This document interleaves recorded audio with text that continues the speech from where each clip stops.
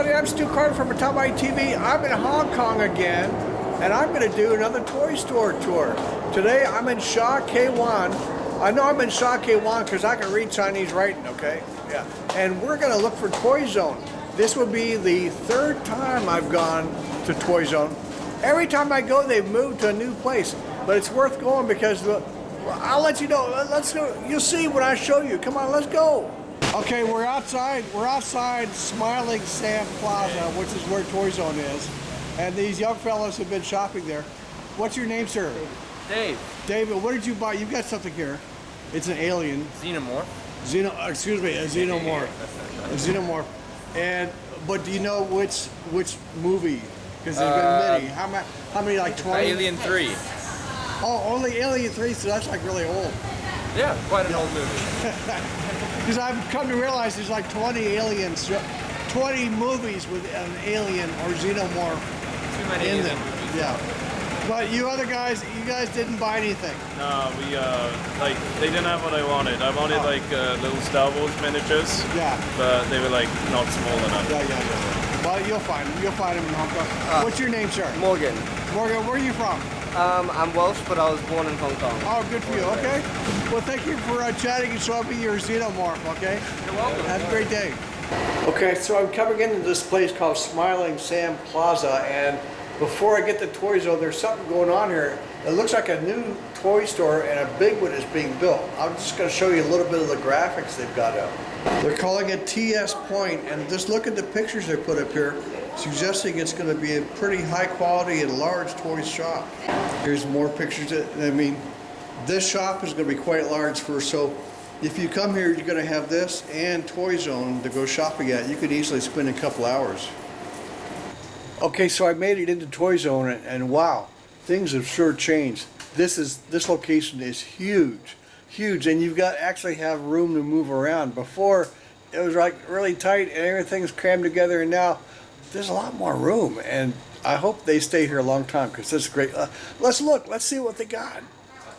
Well, I said before, what I liked about Toy Zone is they just keep, and they have a lot of old toys available. And of course, it's not a museum. You could buy these. They're going to be a little more expensive because they're no longer being made, a lot of these things. But, wow, you'll just see some incredible things here. Some really cool stuff. And by the way, you guys help me out. Now, I'm old, right? I'm an old guy, and what happens when you get old, you look at so many toys and you forget. Because to learn new toys, you have to forget the old ones sometimes. So I think these are from Kamen Rider, at least some of these. If you know, if I'm wrong or if I don't know, say so in the comments what I'm looking at here. That looks like Kamen Rider stuff. Here's a pretty Guardians Sailor Moon Rini, Sailor Mini Moon figure. And they have a lot of, there's a lot of consignment boxes here. Consignment, I don't think in North America you do much of this, but consignment box, these are, people rent these boxes and then they sell their own toys in the box, and like they make a commission or something. And here, for instance, this guy's got a collection of Cominica figures. I think this company's no longer in existence, and these are from Howls Moving Castle.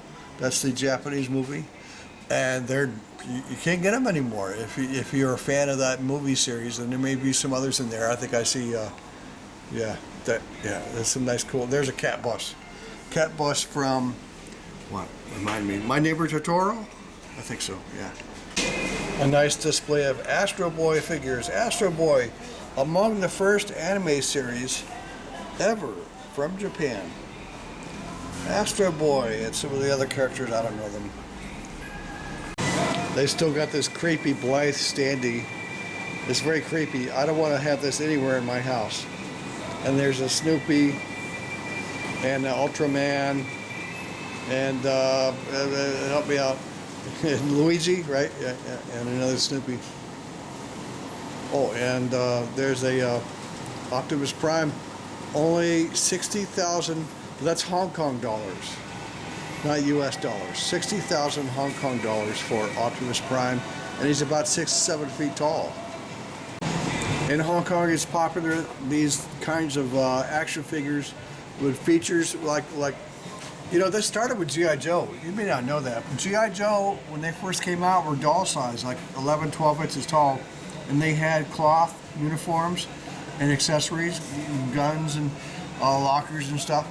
But then they changed to the plastic type. But in Hong Kong, they make these, and they're very detailed. Look at all the details on these guys. And they've got a full-size Humvee.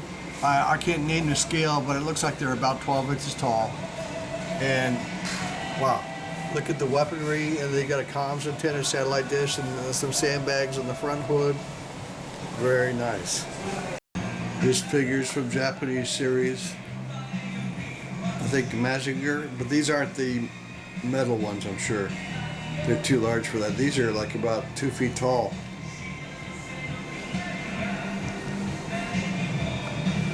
The Star Wars section here is pretty big, and they still have quite a few of the Kenner toys. You'll see them, the labels. Kenner was the first company to make Star Wars toys, action figures, when the whole thing started, like about 150 years ago. And they've got them locked up now, or else I'd pull them out and show them to you. But here's the back of one. Now, don't expect them to have the first year Kenner toys.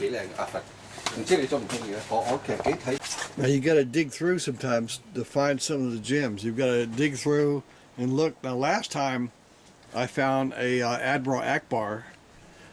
This year, I'm not going to buy this, but this year, this is another series. This is from Kenner. Yeah, see, it's from Kenner Toys. And they give you a slide. You guys don't know what slides are, but in the olden days, you used to put this in a projector and it would shine on the wall, and that's what a slide. This is Bespin Han Solo. Yeah, from Kenner Toys. Probably, I don't see a date on this. 1997. Yeah. So yeah, in the $80 Hong Kong, that's about $10 US. And you guys remember Nightmare Before Christmas, Jack? I guess Halloween's coming up, right? That's the Jun Planning doll. I don't believe Jun Planning is in business anymore. They were famous for their large, very large dolls. And then how about Living Dead? Also, Living Dead dolls are gone, but they made some very creepy dolls. And this is the Conjuring, Annabelle from the Conjuring, and it's very creepy. I don't want it anywhere near my house.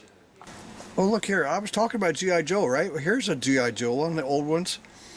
This is a big playset. It's a Friendship 7 space capsule. This, I believe, was the first one to go into space, not orbit. John Glenn's was called something else. And that's the guy, the G.I. Joe in the spacesuit. See, it's all detailed. It's cloth and special helmet and stuff. And a spaceship, you know, the capsule that he could fit into. 1,000, let me see what it says. 850 Hong Kong dollars. And they do have the Blythe Dolls here. Very collectible, detailed, trendy kind of figures. That face, that little waif-like face. So, and then there's Pullups, which are similar to Blythe, but another company. Oh, you can get a Japanese Pachinko machine. And while away the hours watching little steel balls flying around.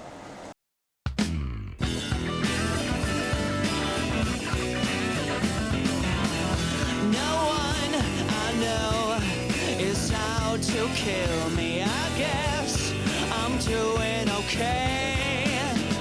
I'm lost among the millions.